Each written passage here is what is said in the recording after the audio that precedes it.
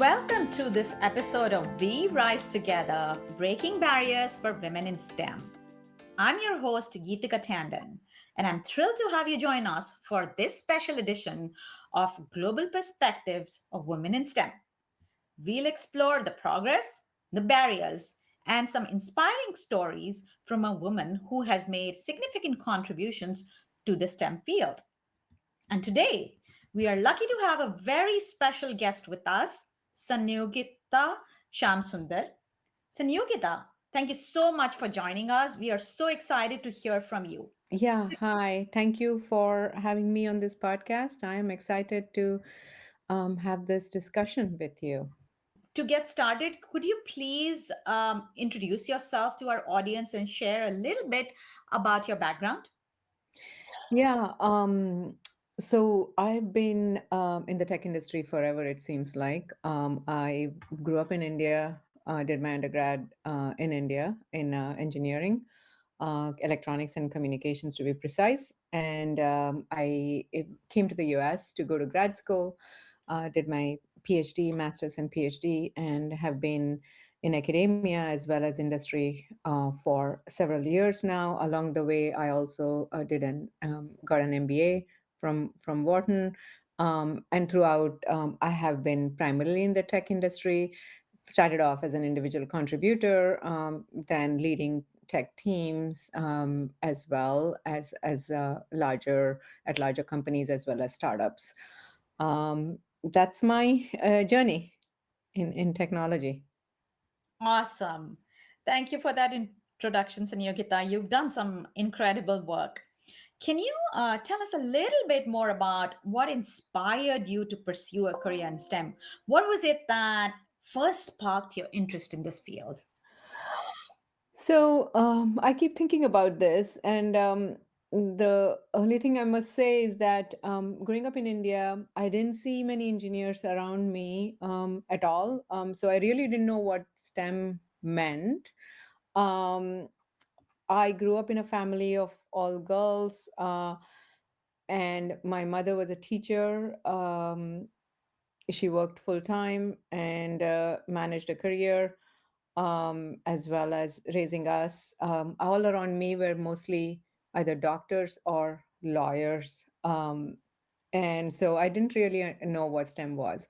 What I did know is that I really loved math.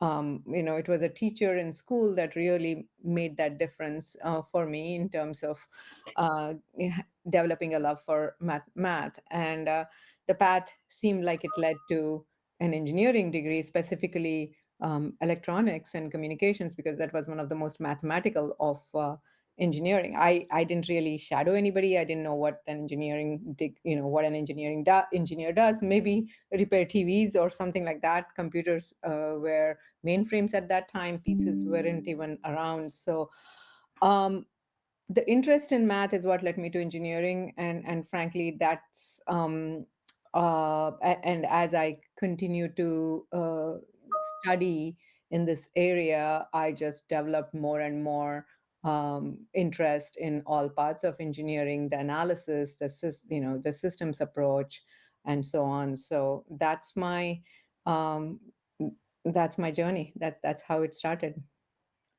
Very interesting and very inspiring, Sanogita. It's amazing how much of a role some of our teachers play in developing interest and Yep. how they can really shape our careers. It's Yeah. always amazing to hear about what. Yeah. Mhm.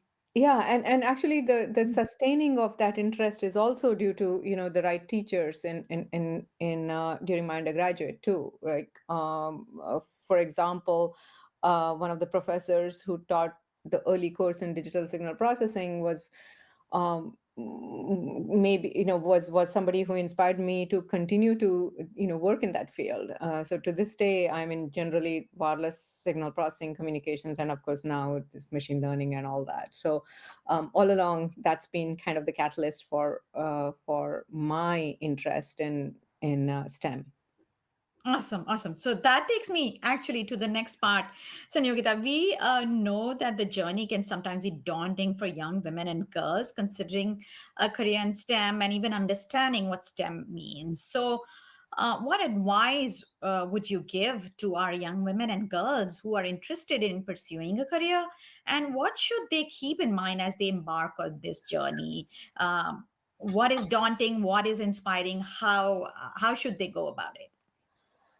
Yeah, that's a good question. Having brought up two girls myself, that's something that I am keenly aware of.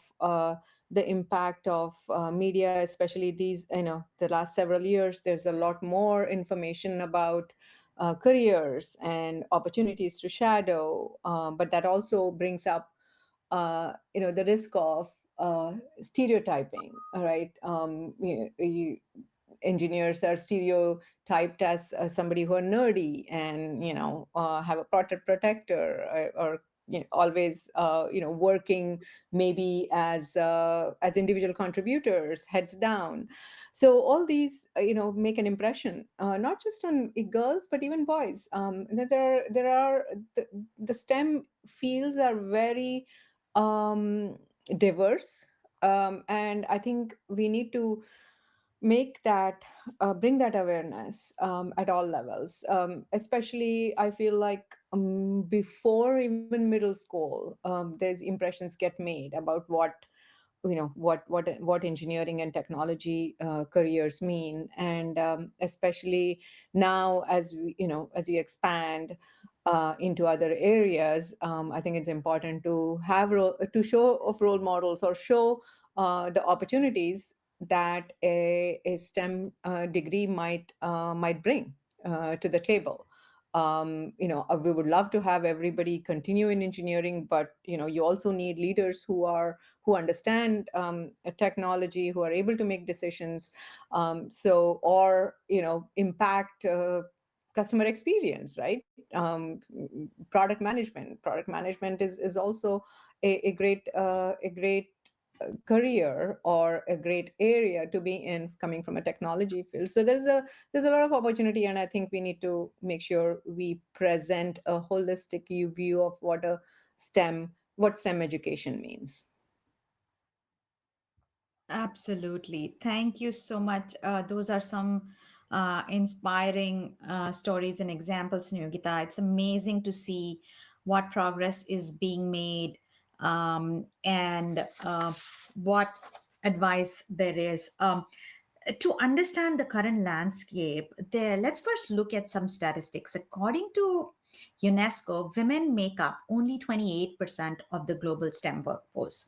This number varies significantly by region. For instance, in the United States, women constitute about 24% of the STEM workforce, while in India, it's about 14%. However, countries like Malaysia and the Philippines have higher participation rates, with women representing nearly 50% of their STEM workforce. Working in STEM as a woman comes with its own unique set of challenges. What would you say are some of the biggest obstacles you faced both professionally and personally as a woman in this field? um, that's a great question. I think let me start with personally, right? Again, not everybody has a luxury of having supportive families and supporting friends and the whole village around you. So it's a challenge being a woman. I mean, many times you are also the caregiver, and as a woman you want to be the caregiver. It's not just expectations from others, but you have your self expectation that you need to be the primary provider for your child.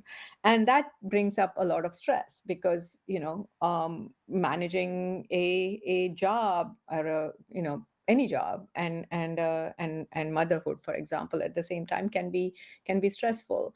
So what luckily I didn't feel that, but I know that people around me do feel that. I mean, every individual is different.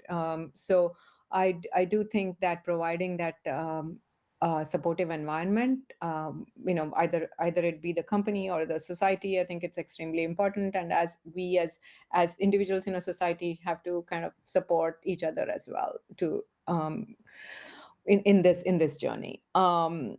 And what I tell, my younger self, is that the advice that I would give is, don't be afraid to ask for help around.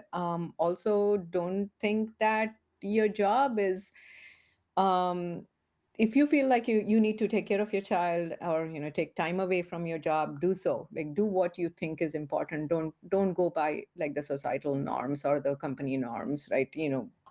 Professionally, I think I also suffered from some of the challenges that girls and women face. I was afraid to speak up, um, and I always kind of felt like maybe I'll be stamped as nerdy, or maybe not make the right point, like second guessing or having that imposter syndrome of, am I good enough to speak up here, right, in a meeting, or in a larger environment, uh, in a group. So that was tough. So luckily, I had one mentor who challenged me in a large meeting. I was sitting there. I was relatively new to the company, and I said something, and half the room was not able to hear clearly. So she's like, you need to speak up. You have a great point to make. You need to speak up. So that, I mean, to this day, I remember that, and I take it to heart. So, and make sure that I'm not afraid to speak up and make my views known. Of course, for that you need to be prepared. You need to be, if there is a presentation that is shared before the meeting, you need to review it, kind of make your own notes and be prepared to have a good discussion. Now, STEM is a global field and experiences can differ quite a bit from region to region. And Sanyogita, you've had the good fortune to work in two different countries, India and the United States. In your experience, how do the experience of women in STEM differ across various regions of the world?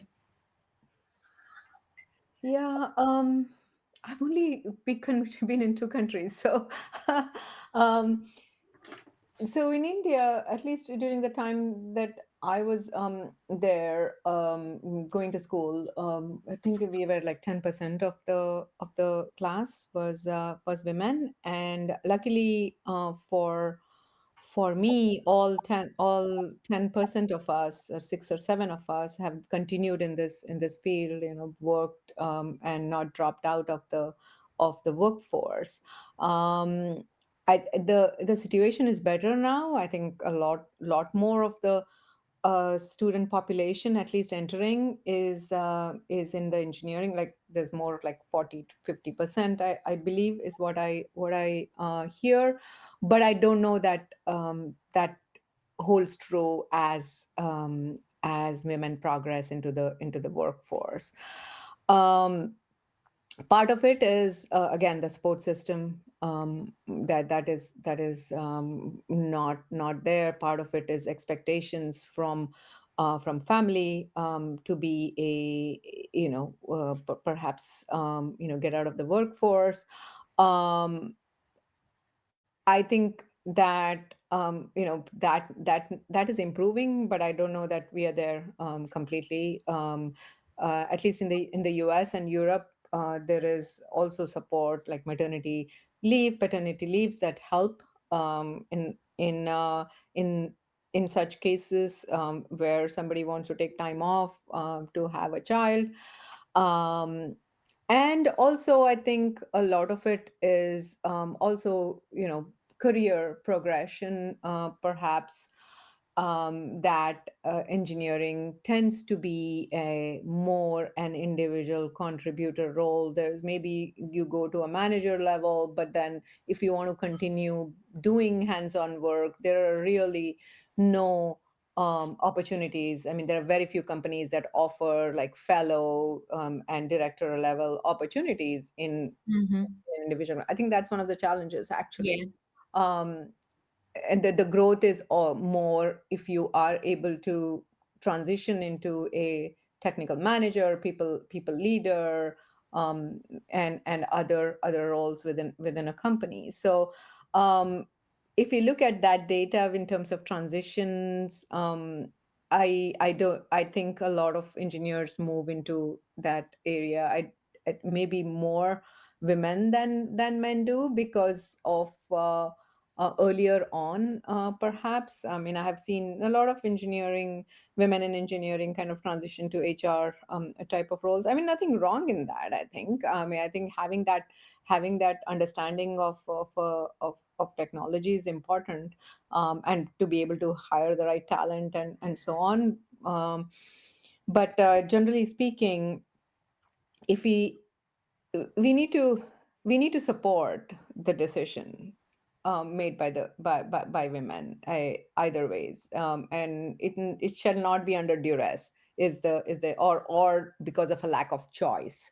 I think that's important.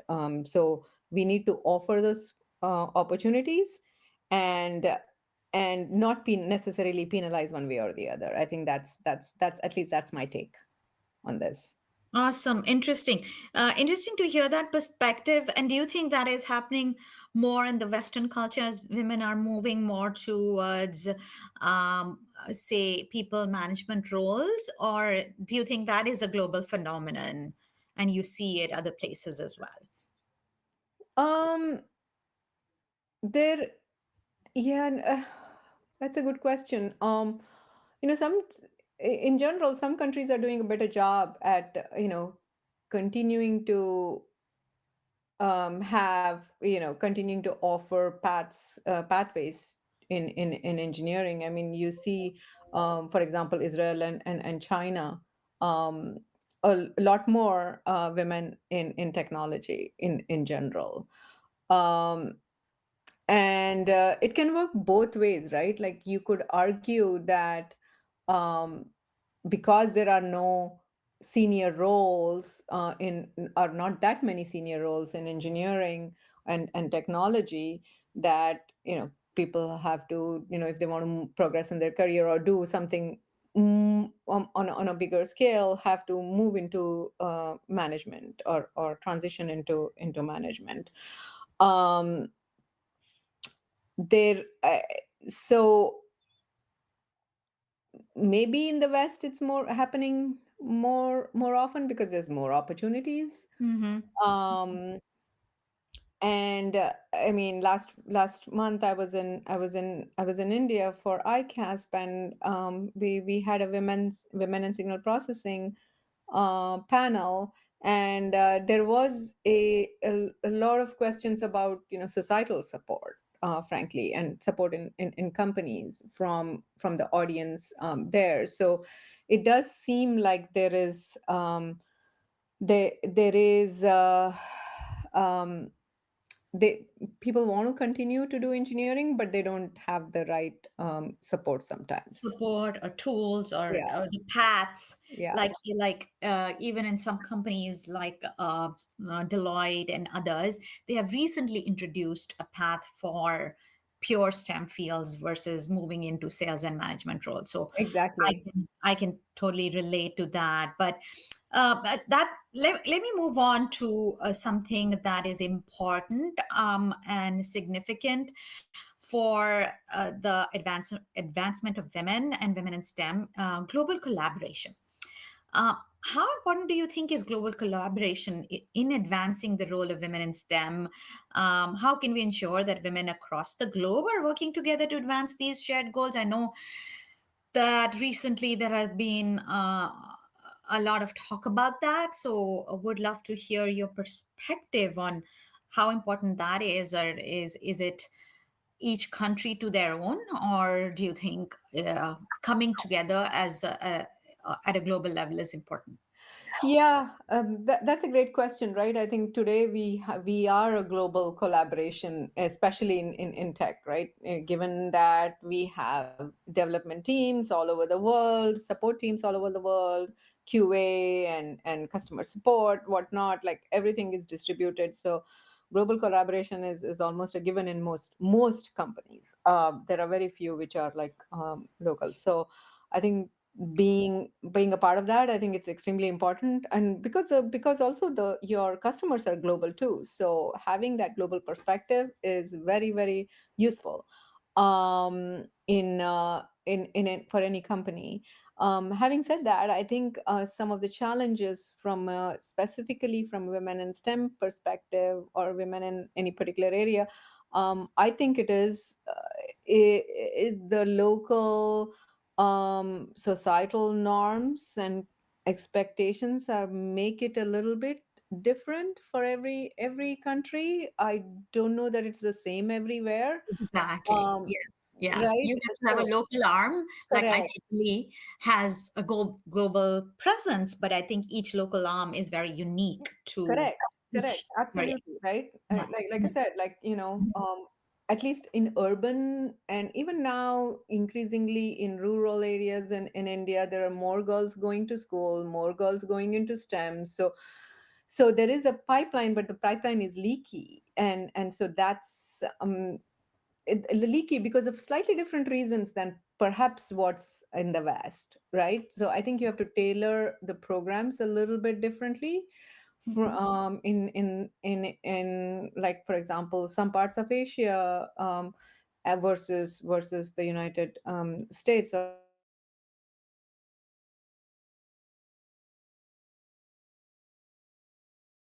Europe. They gravitate towards that. I think important thing is to make sure that a girl or woman entering college has options and is not getting held back because of stereotypes or expectations, other expectations rather than self Yeah. interest. That's the most And important thing. these expectations are different across every Correct. country, and there's this burden of being a girl, so called, and I have learned similar to your experience living in India as well as United States, that it's not any less or more anywhere, it's just Yeah, different everywhere. different, Yeah, exactly. exactly. Okay, so let me ask you something that is very close to my heart. Like, as we look at some of these global collaborations, are there any particular initiatives or programs that you've seen are really effective in promoting this cooperation, this encouragement, something that you thought that was has been very effective in helping out in situations like these? um Actually, I think I was you know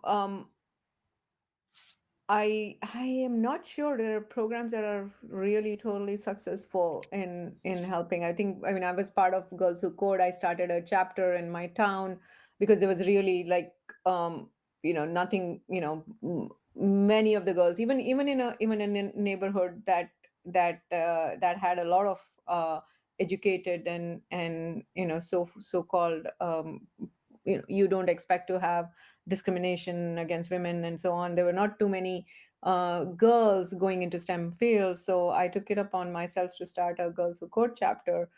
Um, Mhm. and there was a lot of interest. I mean, there, believe it or not, we started for high schools because that's what Girls Who Code does. Um, and But then had to create our own little program for middle school because there was so much interest. And that's when I realized that really waiting till high school is a little late. I think you need to start Mhm. early. So some of these programs have started at least uh, uh, impacting. I don't know that there are some countries which have uh, preference for women. I think, I don't know if India still has. I know there was some reservation for women in engineering schools as well. Um, I I I don't have a whole lot of data and statistics on how some of these programs work. At the end of the day, I think educating the society in general and showing opportunities in with a STEM degree. What can it do? How can it change lives for you and for people around you? I think those are some of the powerful um, images and messages that we can use, I believe, to show and to encourage more. Absolutely, Sanyogita. I think that's great examples of how collective action can really create a supportive ecosystem for women. I think that's very important, and I totally agree with you on the high school being too late. I've experienced that with my daughter as well. Is we and there's data to show that most of the time we lose girls at the middle school stage. Mm-hmm. So I think totally agree with you that we have to get to them at the middle school, else we lose them and they move on to different fields, and or somehow lose interest in math and science, which is very, very important for the progress of this society. I mean, not that I don't have anything against any other fields, but I think science and technology is important and significant for progress as we look to the future. So which brings me back to something. It's clear that while progress is being made, there is still much work to be done. Encouraging more women to enter and stay in STEM fields will require continued efforts from individuals, from educational institutions, from corporations, and governments. So, looking ahead, what are your hopes for the future for women in STEM globally, and what changes or advancements do you hope to see in the coming years? Yeah, I think again, um, I do think that, for example, I'm not equating coding to technology, but I think, for example, coding or understanding use of, computing technology is extremely important. It's almost a given for everybody today, right? I think that and and all the other progress in technology that has come about in the last few years, I am really hoping that that makes the field more interesting for people, because it shows that there are all kinds of STEM careers and all kinds of technology that you can be a part of, not just perhaps and nothing wrong with building bridges or assembling, or